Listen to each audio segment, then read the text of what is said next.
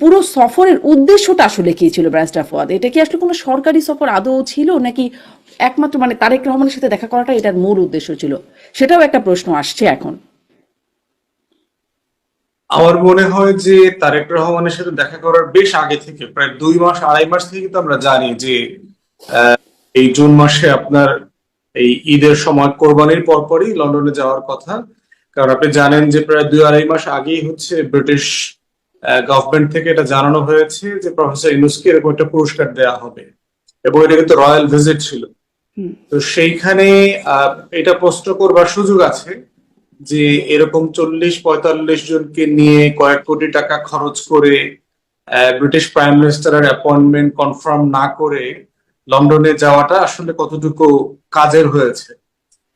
Officially যেটা statement দিয়েছে দেখলাম, সেটা হচ্ছে তারা বলেছে যে, এবং এই টিমে কিন্তু আপনার বাংলাদেশ ব্যাংকের গভর্নর আছে, দুদকের চেয়ারম্যান আছে। তো এবং একটা জিনিস বলা হয়েছে যে লুট করা যে অ্যাসেট রিসোর্স যেগুলো আছে সেগুলো ফিরায় নিয়ে আসা, টিউলিপের ব্যাপারে টিউলিপকে জবাবদিহিতার আওতায় আনা, এবং লন্ডার্ড মানি প্রপার্টিজ যেগুলো আছে সেগুলো কিভাবে মানে সিজ করা যায় বাংলাদেশের পক্ষে, সেগুলো নিয়ে তারা কাজ করবেন।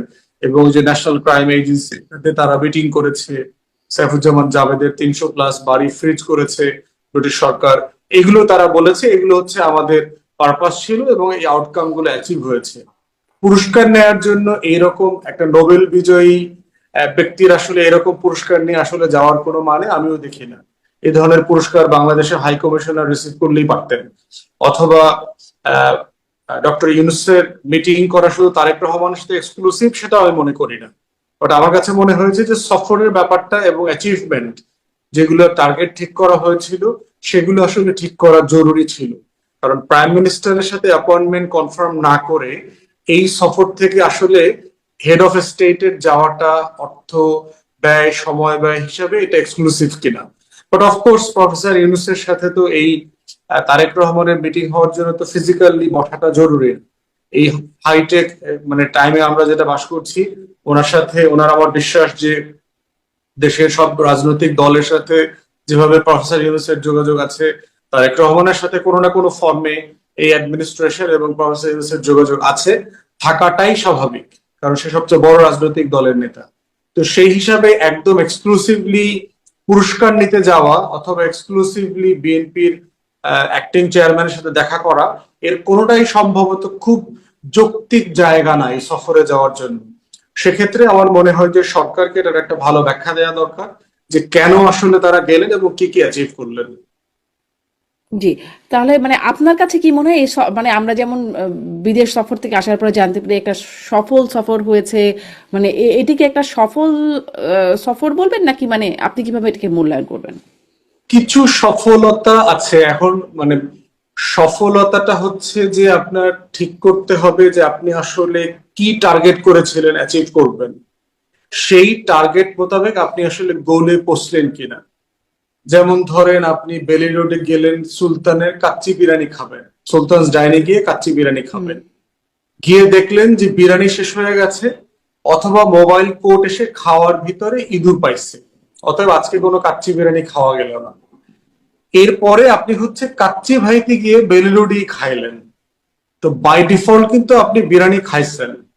এখন প্রশ্ন হচ্ছে আপনার টার্গেট মোতাবেক আপনার বেলি রোডে যাওয়াটা সফল ছিল কিনা। না, সফল ছিল না। কিন্তু এর মানে কিন্তু আপনি না খেয়ে ফেরেন নাই, আপনি বিরিয়ানিও কিন্তু খাইছেন। সেই জন্য আমার মনে হয় যে সফলতার তো আপনার টার্গেট মিশন থাকে যে আমি একটা জায়গা থেকে কি কি অ্যাচিভ করতে চাই। ব্রিটেনে যাওয়ার পরে প্রাইম মিনিস্টারের সাথে দেখা না হওয়াটা এবং সেটার স্কেজুয়াল না থাকাটা, এইটা আমার কাছে খুবই আনপ্রফেশনাল মনে হয়েছে। যে তিনি দেখা আর এই দিচ্ছেন যে বক্তব্য, তিনি একজন ওখানে গিয়ে একজন এমপির কাছ থেকে শুনছেন যে তিনি হয়তো তিনি কানাডায় গেছেন, মানে এই বক্তব্যগুলোকে কিভাবে দেখেন? আনপ্রফেশনাল মনে হয়েছে আমার কাছে এগুলো। মানে বাংলা এটা এটা এটা স্টেট টু স্টেট রিলেশনশিপ, এটা ওয়ার্ক করে না। কারণ এটা বহুদিনের স্কেজুয়াল সফর, ব্রিটিশ প্রাইম মিনিস্টার থাকবেন কি থাকবেন না এটা হুট করে ওই রকম কোন ইমার্জেন্সি হয় নাই। যেমন ধরেন কয়দিন আগে পাকিস্তানের ফরেন মিনিস্টার আসার কথা ছিল বাংলাদেশে, ভারত পাকিস্তান যুদ্ধ লেগে গেছে, ওনার সফর ক্যান্সেল হয়েছে। ব্রিটেনে এরকম কোনো ঘটনা ঘটে নাই। বাট উনি হয়তো অ্যাভয়েড করতে চেয়েছেন, ওখানকার গণমাধ্যমে যেটা পড়লাম তার পোলিং রেট ভেরি পুয়ার এখন।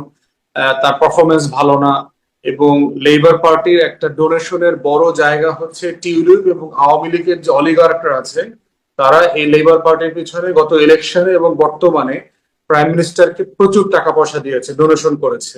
এবং বিভিন্ন লবিস্ট গ্রুপও দেখতে পাচ্ছি আপনার কন্টিনিউয়াসলি এটা নিয়ে লেখালেখি করছে তার পক্ষে। তো সেই জায়গাতে তার জন্য একটা বিব্রতকর অবস্থা যে তার এত প্রিয় একজন এমপি কে তাকে পদচ্যুত করতে হয়েছে ক্যাবিনেট থেকে, তার এমপি পদ খেয়ে ফেলার একটা একটা মানে অবস্থা। পদচ্যুত তো করতে হয় না, তিনি পদত্যাগ করেছেন। ওইটা ওইটা কাইন্ড অফ এ পদচ্যুত আর কি। এটা বরং বরং তাদের পক্ষ থেকে বলা হচ্ছে যে তার নাকি কোনো অভিযোগ প্রমাণিতই হয় নাই, তিনি মানে সেরকমটাও তাদের পক্ষ থেকে বলা হলো বরং।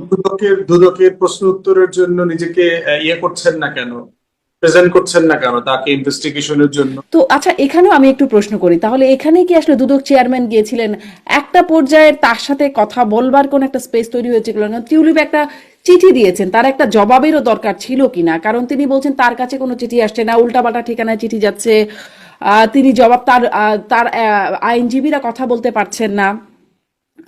আসলে যেটি আইনগত প্রক্রিয়া যেতে গেলে যেটি করতে হয়, দুদক তার আইনজীবীদের সাথে কথা বলতে রাজি হচ্ছেন না। তিনি তো ব্রিটিশ নাগরিক, তিনি কেন বাংলাদেশে এসে ডিফেন্ড করবেন? এই প্রশ্নগুলোর জবাব কিভাবে কে দিল তাহলে? ইনভেস্টিগেশনের বিষয়টা এমন যে আপনার আপনার বিরুদ্ধে যদি কোনো ফৌজদারি অপরাধ হয়, প্রশ্নের উত্তর ইনভেস্টিগেশন লেভেলে তো আপনাকেই দিতে হবে যে আপনি ওই দিনকার ওই সময় এই টাকা চুরি করেছেন কিনা। এই প্রশ্নের উত্তরটা তো আপনার লয়ার দেবেন না, কিন্তু আপনার লয়ার প্রেজেন্ট থাকবেন, সেখানে উপস্থিত থাকতে পারেন। যেটা হচ্ছে যে দুদক তাকে যে প্রশ্ন মানে ইনভেস্টিগেশন করতে চায়, তাকে যে জিজ্ঞাসাবাদ করতে চায়, সেটার জন্য তো তিনি কোনো কোঅপারেট করছেন না, সে শুধু বারবার রেফার করছে আমার লয়ারের সাথে কথা বলেন। প্রশ্নোত্তর জিজ্ঞাসাবাদ তো আপনার লয়ারের মাধ্যমে করা যায়। কিন্তু তিনি একজন ব্রিটিশ নাগরিক, ব্রিটিশ এমপি, তিনি কেন বাংলাদেশে এসে প্রশ্নের উত্তর দেবেন? বাংলাদেশে না আসুক, তিনি বলতে পারে আমি জুমে সকল প্রশ্নের উত্তর দেব, আমি ইন্টারনেটে দেব, আমি অনলাইনে দেব, যে কোনো ফর্মে তো সে বলতে পারে।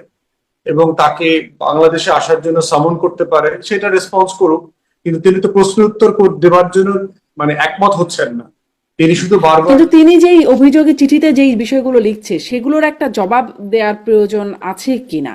কোর্টে, সেটা তো কোর্টে দেবে যে আমি এটা করি নাই, আমি সেটা করি নাই, এই কথা তো আপনি প্রেসে বলতে পারেন না।